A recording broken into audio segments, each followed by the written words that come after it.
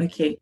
Hi, everyone. My name is Luma. I am on the board of directors for Diversity in Dentistry.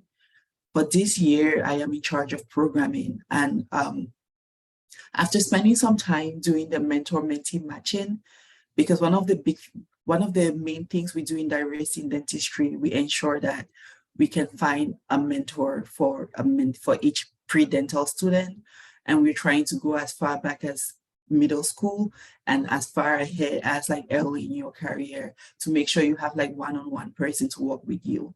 And I noticed that the big thing is that there's some questions that we have for our mentors, and we're not sure how to exactly ask it or how to get the response.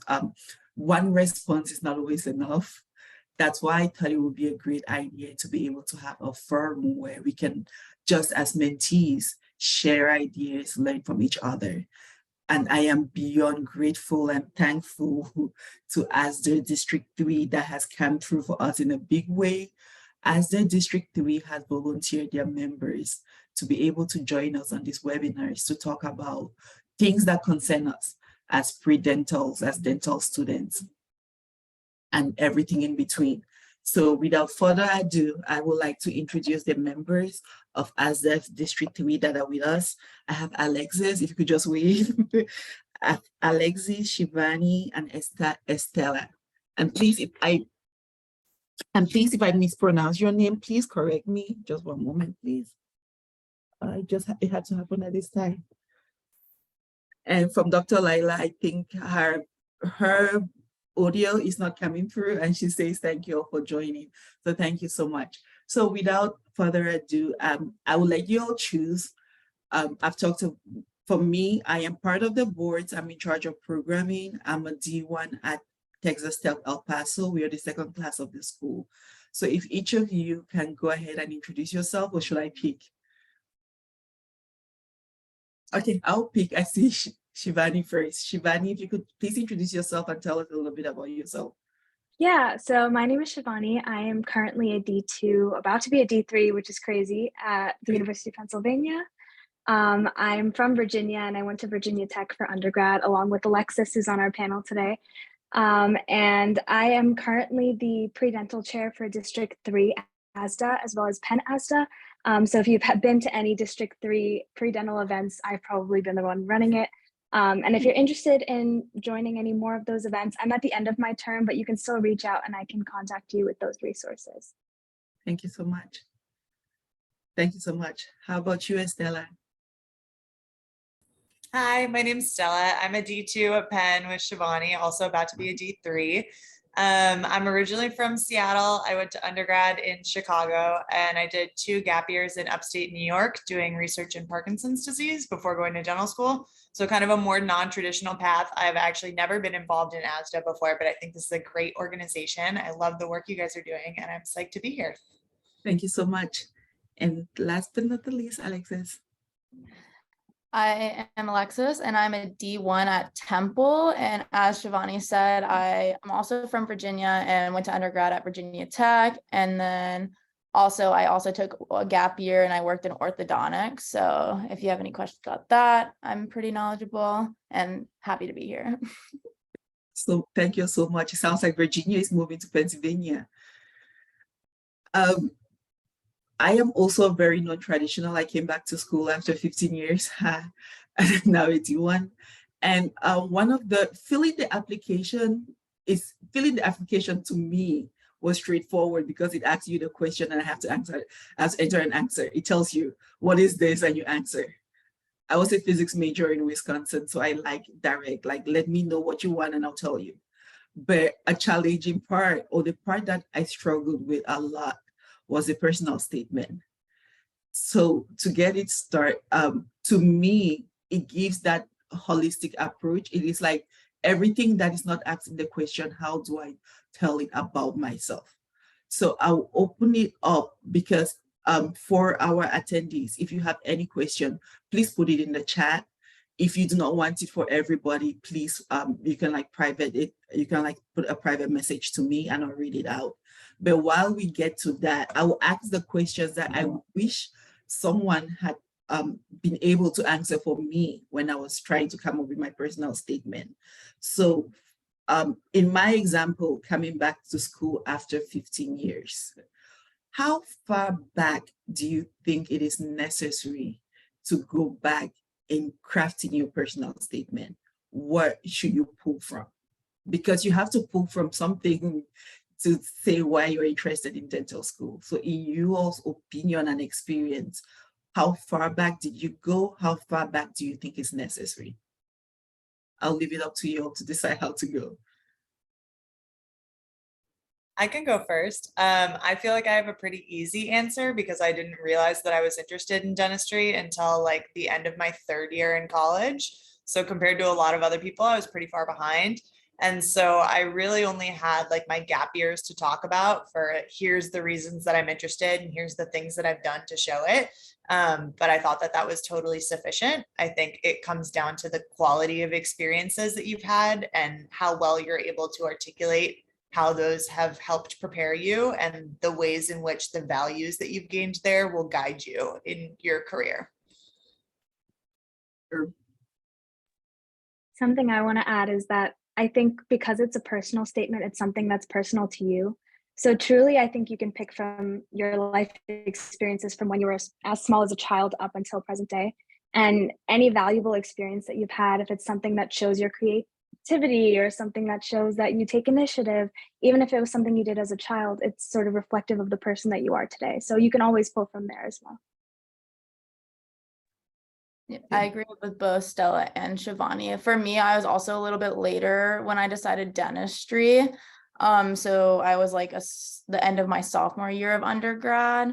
So I kind of like started mine by like saying like what exactly made me want to switch into dentistry, and then kind of like moved over to everything that I kind of did along my dental path. So like I didn't go all the way back then when I was younger because I like dentistry was like a new thing that I wanted to do, but I agree with both. Okay, and I will use your response to segue into the next part. You mentioned when you started writing it. Can you share the process of like getting the ideas together and writing this 400, is it 500 words? 400 or 500 words that should encompass all of you. What was the process you used? Like, how did you sit down and get to it? Because for me, I put it, there is a joke that scientists are not good writers. I don't know how true that is, but it's for me. I struggle with writing, so I put it off till the last minute. And it was, what was the process, what process do I use? Because you see a lot of like information about, oh, write down your top 5 best experiences and choose from there. Have a catchy introduction, like some people will be like, have a catchphrase and then segue into it, and then end with like the full force. What was the process like for you all, especially for someone that is trying to write this for the first time?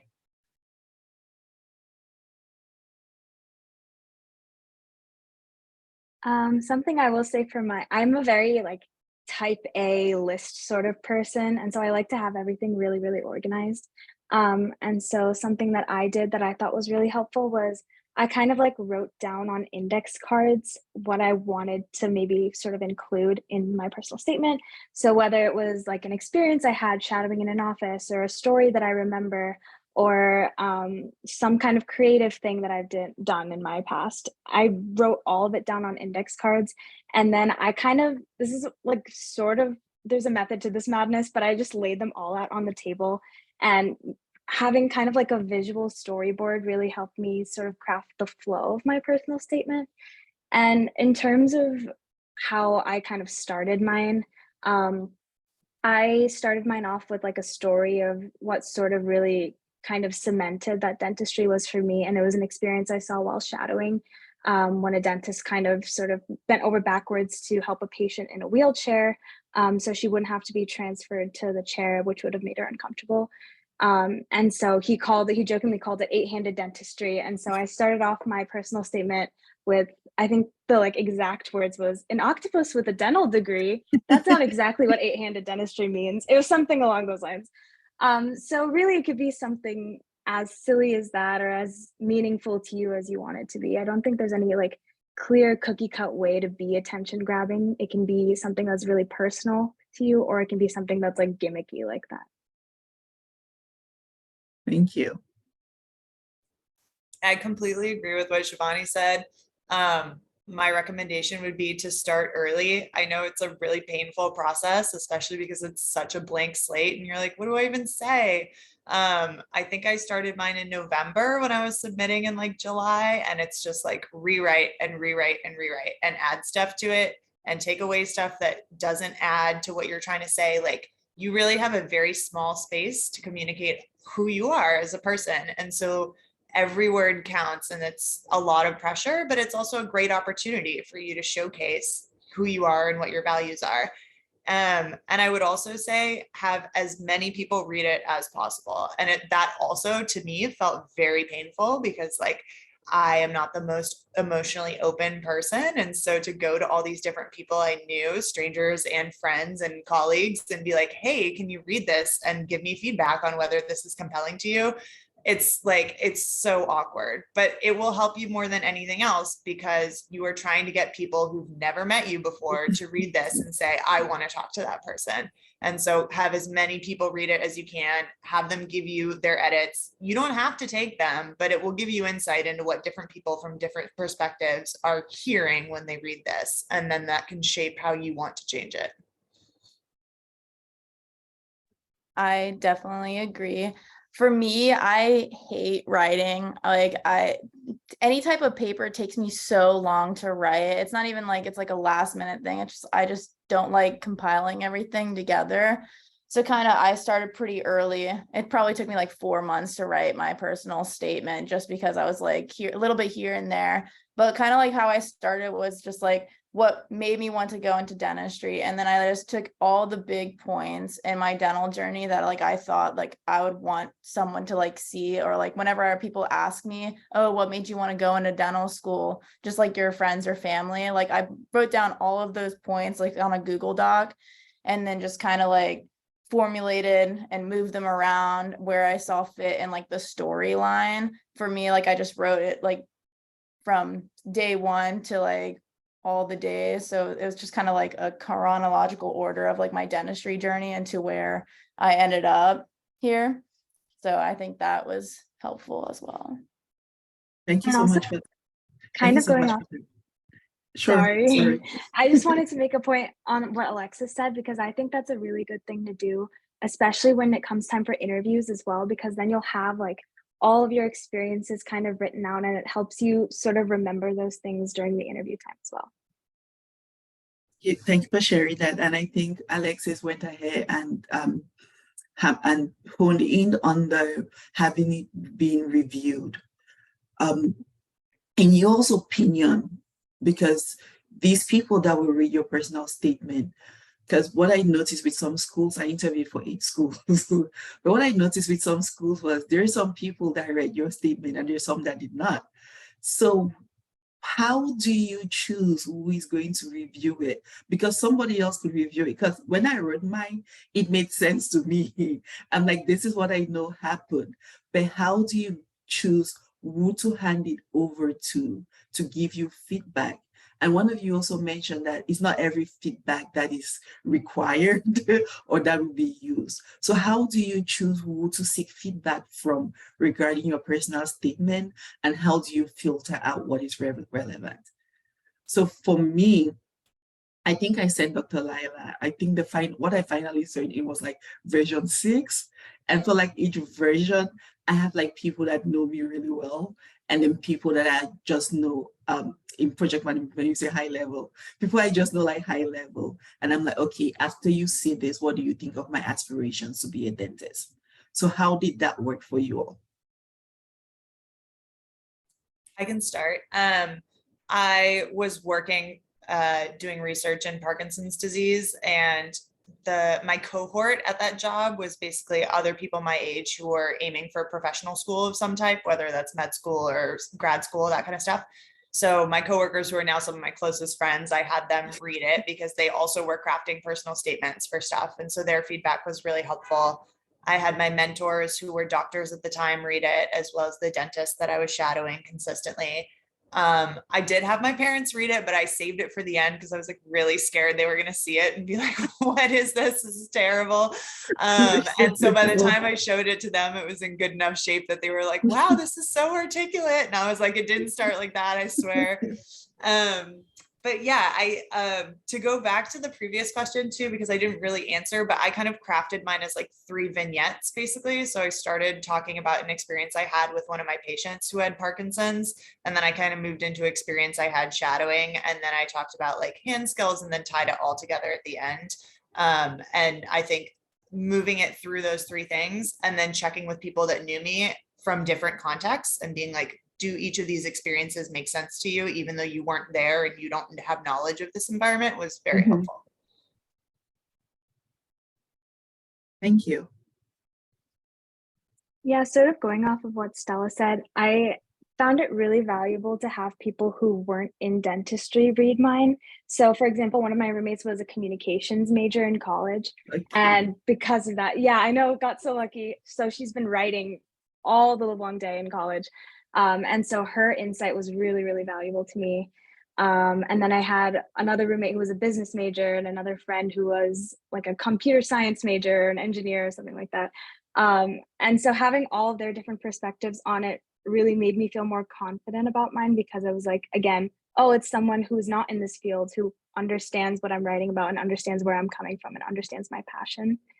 One of the people I knew I didn't want to read it was my mom. And that's because in high school, whenever she would read my essays, she would always be like, no, write this sentence like this, write this sentence like that. And when you do that, you kind of lose your voice in the essays.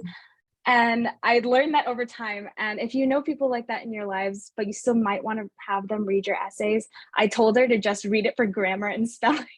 And that seemed to work. So there's always different ways to get people to read it for too. Shivani, my mom is an English PhD, and I told her Oh, the same God. thing. I was like, grammar and spelling only, please. That's it. Nothing else. No harsh critiques, please. Definitely, definitely, because I think it's important that you mentioned that you should keep your voice, because this is your personal statement. It's about you. It could be your mom, it could be your dad, but no one understands or interprets your experience like you do. So it's important to keep your voice, because it's very easy for your voice to be transformed and worse yet, silenced. But it's important for it to be about you. Like, this is me. This is me that I cannot fit in a box. This is me.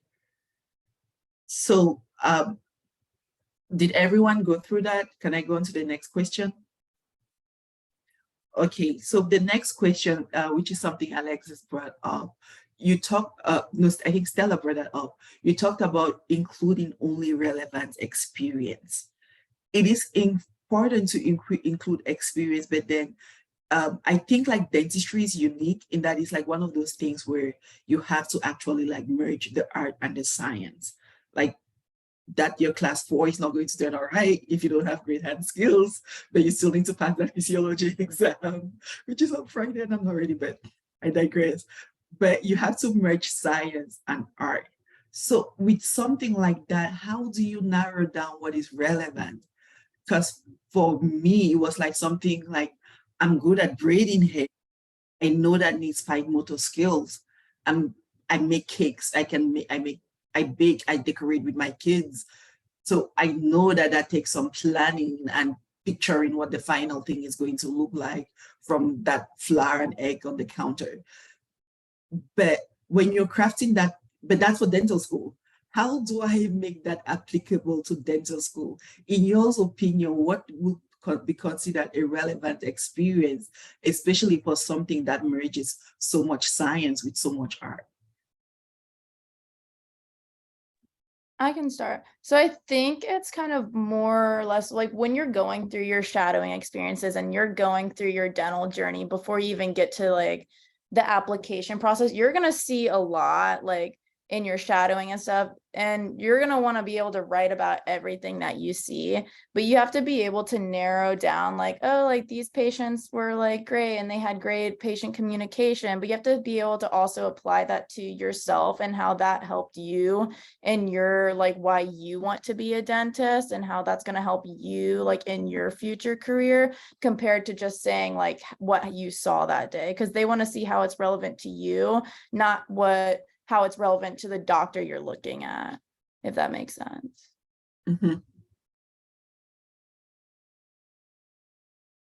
Yes, yes, it does, because I feel like what we see mostly reviewing personal statement is you don't bring that experience back to you and how it relates to what is needed in dentistry. To add on, my pre-dental advisor told me show, don't tell for the personal statement, which I thought was such great advice. And you guys have probably heard it before, but I kind of took it and ran with it. And I felt like it was so useful. Like I had to keep reminding myself as I actually started writing, because I found I got into like, and then I saw this, and then I saw that. And it's like, that's not what they care about. Like everybody's going to go into a dental office and have a shadowing experience where they saw a filling, but like, what did you get out of it? Like show how you learned from that experience. And it's a similar thing with the hand skills too, right? Like, I think there are a myriad of things that could apply to dentistry. Like all of our classmates have such different backgrounds with like fine motor skills in a variety of ways. And I honestly don't think it matters that much what you've done. What matters is if you can articulate how what you've done has prepared you for dentistry. And I think that's the really key connection to make. And try not to like make it a list if you can. Like I know that that's hard, but maybe pick like one or two things that has been most important to you, or has like one of your favorite hobbies, or something you could talk more about if someone asked you in an interview. Thank you. And I sort of agree with that show, don't tell kind of mentality when it comes to writing. And I also am not the biggest fan of like in personal statement writing when you write something like, oh, I like to do, for example, braiding. I like to braid hair, and that will help me when I'm using a drill in the clinic. You don't necessarily have to say it exactly like that, where it translates to a specific thing in dentistry. It can just be, oh, I like braiding hair, and it's taught me that I can braid in so many different ways, and there's so many different ways that I can use my hands, or something like along those lines. That's less so specific to dentistry and more so just an overarching thing that you've learned and applied throughout your life. Thank you. And kind of segueing into that, because we don't have as many questions yet. So I'll continue with the list. This is my list of questions that I wish I had someone to ask. So I'll continue with my list. So now that, especially seeing the rigors of dental school, what kind of experience do you think will help me in writing a personal statement to apply? Like, what do you know now that you wish you knew then before writing your personal statement? If you were supposed to write a new dental school admission personal statement now, what will you change? Really, I don't think there's necessarily anything that I would change in terms of like my content per se, because I feel like being in dental school is so much of a different mindset, mentality, place that you are in life than you are as a pre-dental student. And I think writing from that pre-dental perspective is what is so valuable in terms of showing that you're ready to enter dental school. And when you enter dental school, it's a totally different ballgame. So I feel like at least personally for me, I think thinking retrospectively, I don't think I could add anything to my pre-dental personal statement that I've learned in dental school necessarily. I think maybe my writing might have improved a little bit since then, but and I might have a little more knowledge about dental things and dental anatomy, but you don't necessarily have to write about that in your personal statement. So I personally don't think that it would have really changed anything for me. Thank you. Yeah, I don't know that I necessarily would change anything either. And I think part of that is like, I tried to write my statement very strongly centering on like core values of mine. And I feel like those have stayed fairly consistent as I've been in dental school, like the things that are most important to me and what I intend to bring with me into this profession. But one of the things that I've really appreciated since being in dental school is we have so many classmates who are from such entirely different backgrounds. Like some have been straight on the pre-dental track and knew they were doing that since they were 10, and like that's awesome. And some people are re-entering dental school again in their like 30s, and that's awesome too. And everybody brings this really unique flavor and their own unique skill set. And I would imagine that everybody's personal statements reflected that. And that's part of the reason that they were able to get there. So I think making it as authentic to you as possible. Oh, and if I could just add to, like, I think my one gripe that I really would try to avoid in a personal statement is like that I want to help people cliche. Like, I think it's so overused, and like all of us want to help people. Like, of course, that's why we're in this profession. There's also a million other professions in which you can help people. Like, what is it about dentistry and what is it about the helping people that really drives you? Like, what aspect is it? Is it like improving people's self-esteem? Is it like helping change, like take someone out of pain in like an hour? Like any of these individual facets are more nuanced than just, I want to help people. And I think will give people a better insight into what your motivations are. Sure. Which is really, because I think one of the first question, a question that is in almost every dental interview is like, why dentistry over every other healthcare profession? So just keeping it as, oh, I want to help people. And why can't you can do that with medicine, you can do that with nursing. What about dentistry makes it different from the other ones that you want to help in this way? Because if you center it like, oh, I want to help people, there are many other ways to do that. Why choose this? So thank you for that. Yeah, I think they both covered everything. Like if I were to try and rewrite my personal statement again, I probably wouldn't change too much, because like Stella said, like it was very much my journey to wanting to be in dentistry. And I mean, I feel like if anything that I learned in dental school so far, I could have added more about like hand skill stuff, but that's not necessarily what they're looking for at the time. They just want to know that you want to be in dentistry. Like this is really what you want to do as your profession, because no one wants to come into dental school and then find out that it's like not for them. You know what I mean? Like, so I think they're really looking at like, this is what you really want to do over the things that we learn in dental school. They're just making sure you're at the right spot. Okay. I'll go to this question because it relates to what we we're just talking about. What are some other cliches that I just like stay away from? We've talked about it. Oh, I want to help people. What other cliches? Like, I know for us, it's like, I learn really fast. You have to learn really fast to get to this point. Oh, I am adaptable. You have to be adaptable because treatment planning can be something else. So you have to be adaptable. You have to learn really fast. Those are the two that I have off the top of my head. What do you all have that is to stay away from? Other cliches to avoid? Oh, people person. I know one of them that I've always heard to avoid is avoiding like, my father is a dentist, so I want to be a dentist, or my sister is a dentist, so I want to be a dentist, because it's your own personal journey. And you can talk about the people who've inspired you along the way, but you want to try and focus it on yourself and your own personal growth and how you came to this decision, rather than, oh, my dad's a dentist, so I decided to also be a dentist.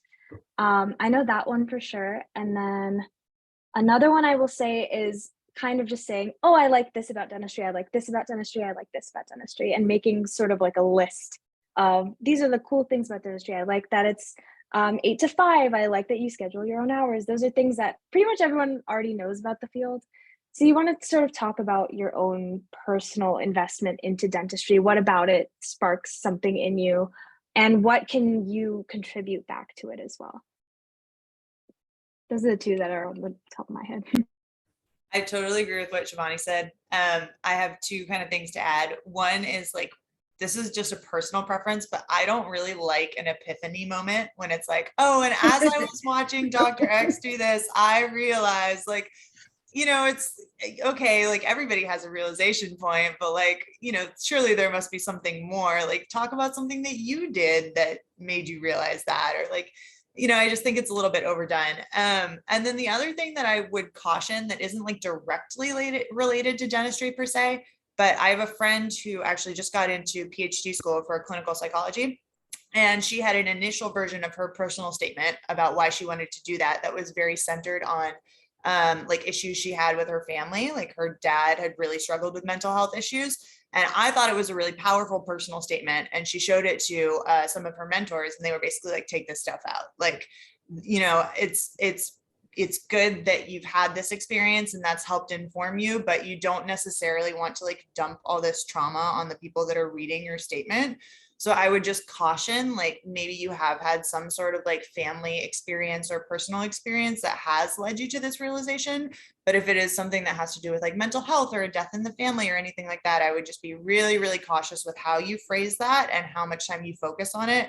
And if you do decide to include something like that, make sure you have other people read it to make sure that it's not coming off as like too personal. Do you know what I mean? Yeah.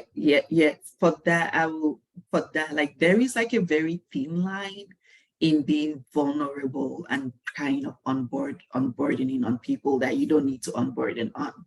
Because as a very good friend, Dr. Williams told me, he was like, dental school is a lot of a stamina test. You don't want to come across as being too, I want to say needy, but you want to come across as if you can handle stuff and not as if you're going to need a lot of hand holding to handle stuff. So there's a very thin line between being vulnerable and being oversharing. So in as much as that formed you, it's not, this formed me because it made me feel this way, it made me feel this way, it made me feel this way. So be vulnerable without being too much, if that makes sense.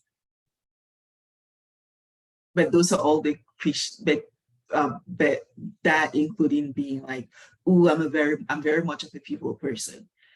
You're getting to a service job, you need to know how to deal with people. Or I am great at time management. You need to manage your time because studying for the DATs is no joke. So like the main thing with cliches is like trying to avoid stating the obvious. Like if it's like obvious, don't overstate it or don't over belabor it. I think one example of like that, like I know a lot of dentistry is probably be like, I want to build people's confidence, or like I want to help their smiles. Like there's a lot of other ways that you could probably build upon that statement without specifically just saying, I want to help my patients become more confident by like helping their smiles. Like you can probably, I feel like I had like something similar when I was writing, because my reason I was in dentistry is because my sister, she had like this huge like dental surgery where she had like an upper palatal mouth expansion, et cetera. But so like you can like go off your story and like do a very like a specific experience and how that kind of had the whole outcome where it like insinuated that her confidence was better. She's smiling more without being like, oh, I want to be a dentist because she's more confident and her smile is brighter and things like that. Yeah, true. So Therese, did I say it right? Therese is asking about like, what if you're interested in public health? So like the thing with public health, right, which is the same thing with psychologists, you have to care enough without becoming. So in as much as that is vulnerable, because there are some people that have enough concern that will appreciate that, but they are few and far between. Most people are looking into this, that they're going to put in this effort to train you. Can you handle it?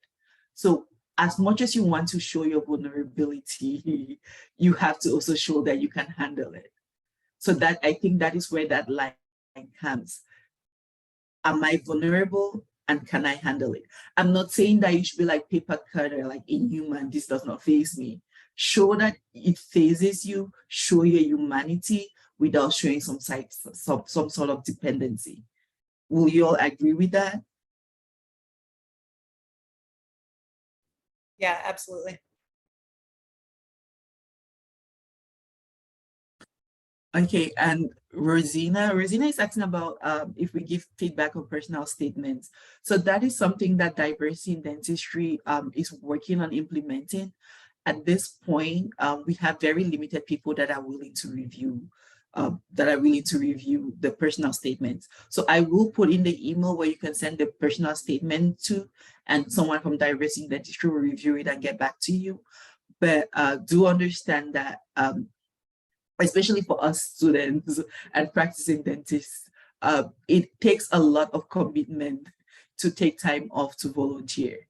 So the response might not be immediate. That is why even something like assigning mentors and mentees, I cannot do it. I'm only doing it in December and June, but you really have to like partition your time out a little bit more stringently. So yes, there is an email. It is info@diversityindentistry.com. You can send your personal statement there and we'll review it and give you some feedback. But do give us some grace because we are volunteering at time. All our mentors are volunteer. So please do give us some grace. I'm typing that in. If anybody has another question, we could talk through it. Dr. Laila did that for me. Thank you. I also want to add, if you want another set of eyes for it, I also read some personal statements every now and then. I get some from people within District 3, but I can also read anyone's. So if you ever want to send it to me, I can also put my email in the chat too, and I'd be more than willing to have another pair of eyes on it. I really Thank you appreciate so much. Thank you. If you can put it in the chat. Thank you. And also do you know that not like the network for diversity in dentistry, like when we looked at it last year, we had about 3,000 people, but we only have about 100 dentists that do one-on-one mentorship. So please feel free to use our social media pages to ask any question.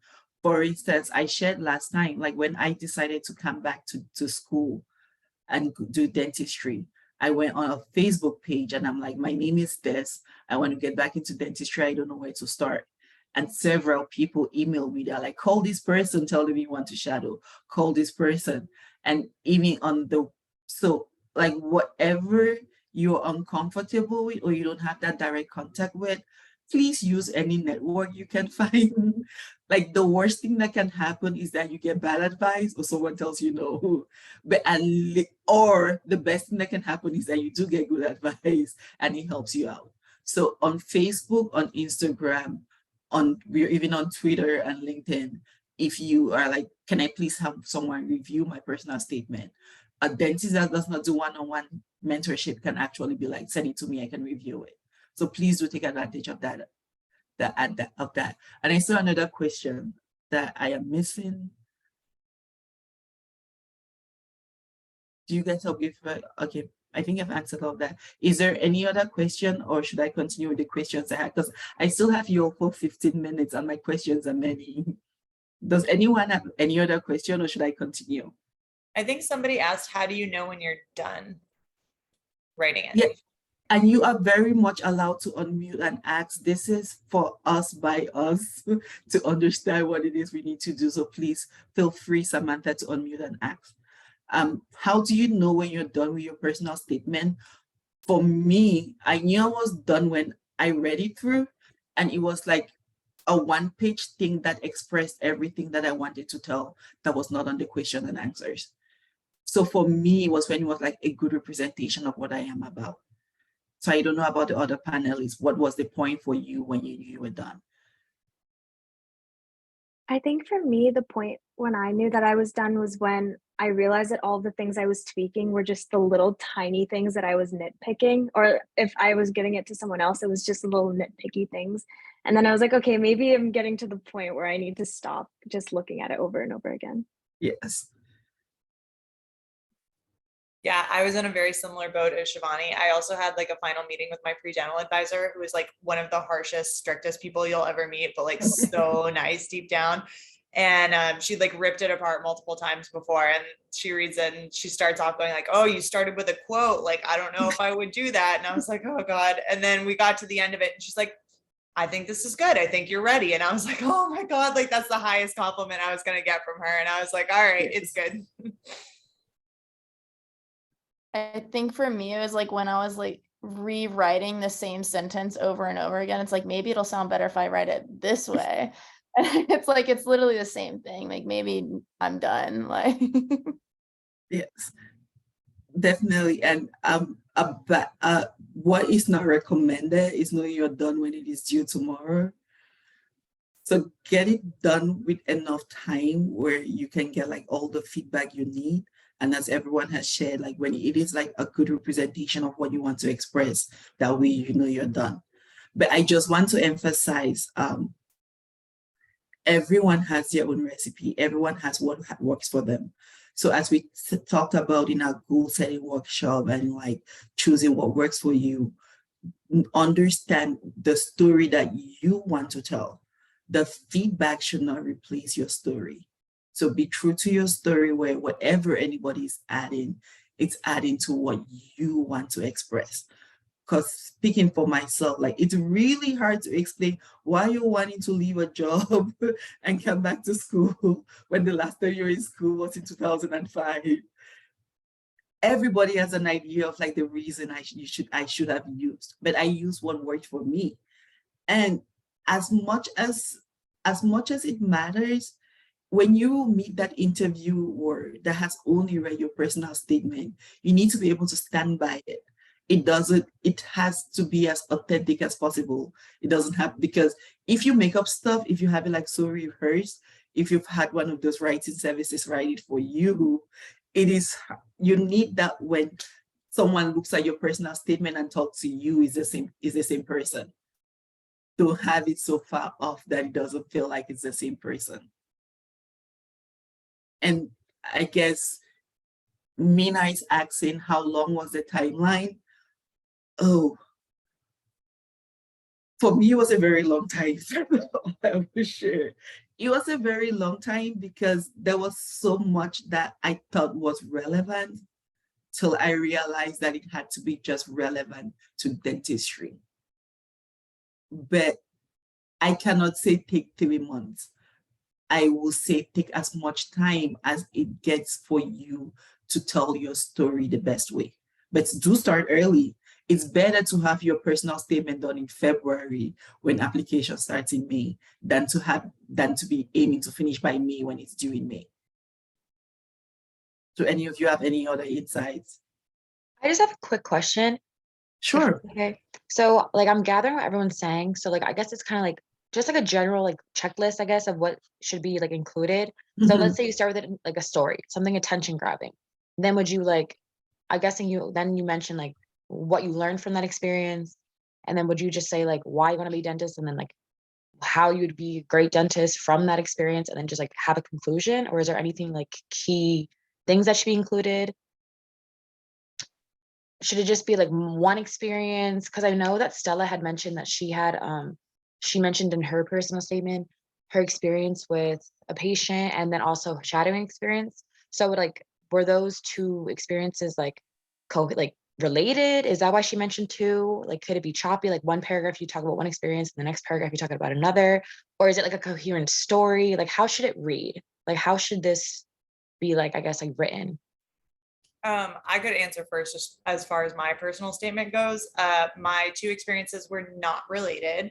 I started off with an experience at my work, which was just like strictly my research patient. And basically he was talking about like, because of his disease, he was embarrassed to speak and he had used to be like a big public speaker and it was really impactful to his self-esteem. And so I talked about that and how difficult it was for me to hear that, but how I felt he really trusted me and was willing to open up to me. And I was like building connections with my participants such that they felt like they could share that. And then I also talked about like the importance of self-esteem in dentistry. And then kind of continuing on the theme of communication, not like in this specific experience, I talked about a shadowing experience I had with the dentist I was shadowing, where I watched her really clearly articulate like why an extraction was needed to a patient and how I learned the type of communication I'd like to do from that, and how like dentistry has the ability to take people out of pain in like an hour, and that's amazing. And you know, in the research I was doing in Parkinson's, it's very much like palliative care and you can never cure it, but dentistry is very empowering that way. And so I think the themes from those two things tied together, but that was only because I sat with it for a really long time. And I was like, how can I make this sound cohesive, even though they're two totally different experiences? I had like different months, different years. And I think what's more important than like one specific narrative that goes through the whole thing is like values and showing how you've gained those, how they will help you in dentistry. And I don't think you need to say like, this will make me a good dentist, or like, I am going to be a good dentist because I am blank. Like, I think if you've done the personal statement right, it will already be obvious and it won't need to be explicitly said.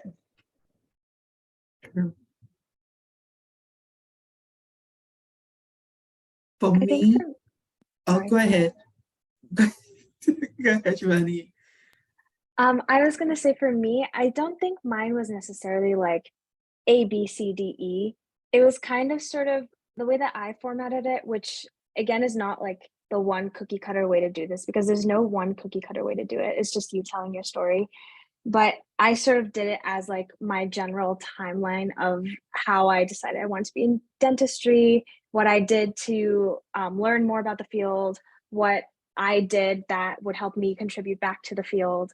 And then I think so the first part I had was like the story, and then like my story, what the field could do for me, what I could do for the field. And then I talked about like what excites me about dentistry, and I sort of tied that into my creative side. And then I ended it, like my last paragraph sort of tied into a little bit what I was talking about with the story in my first paragraph, to just kind of like keep it all cohesive in one.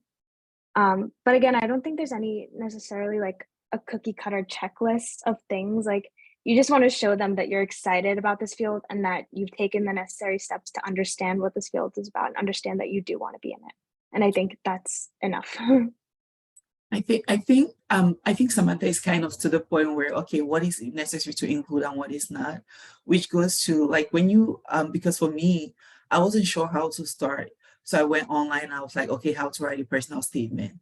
And there is the common notion is that you pick like 5 experiences that you want to highlight, and you highlight what that experience is about and how it built on your inspiration to do that. But some of that worked for me because I started with okay, my son had a speech impediment. I paid so much for therapy. All he needed was a palatal extender, but it never registered to me. I needed to take him to an orthodontist and not to that speech therapist. And the speech therapist never recommended that to me. I'm from Cameroon. We don't have that many dentists. I do not even understand what that entailed.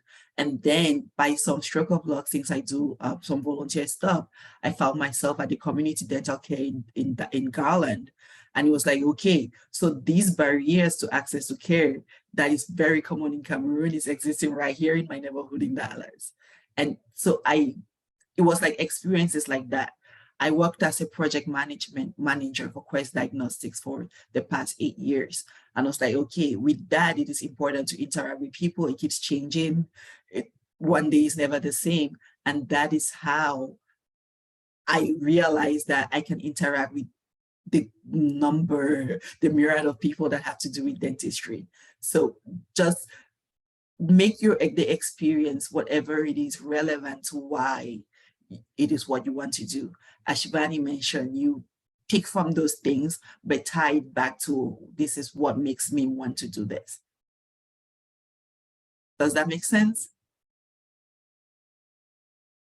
Did that answer your question, Samantha? She's on mute.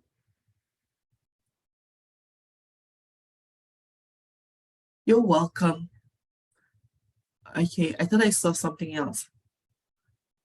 If I have other experiences to add. Rosina, do you want to expand on that a little? Or did the answer to Samantha's question answer yours?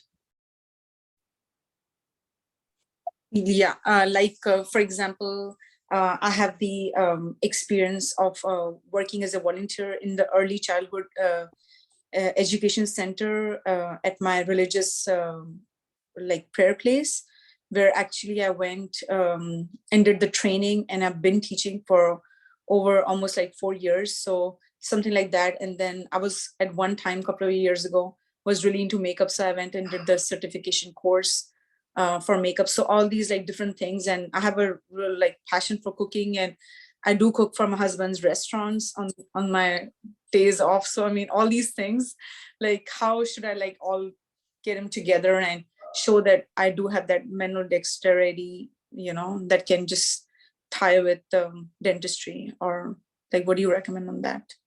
See, you just did it perfectly. Maybe you just listed exactly how it ties into dentistry. So just authentically you, the parts that makes you see that I have the dexterity that it needs, I have the stamina that it needs. And I know they say like your religion and your politics should be private, but for me, I did include that. I have thought, because I am an ordained elder for the Presbyterian Church, that is important to me. I have taught Sunday school since 2006. That is important to me.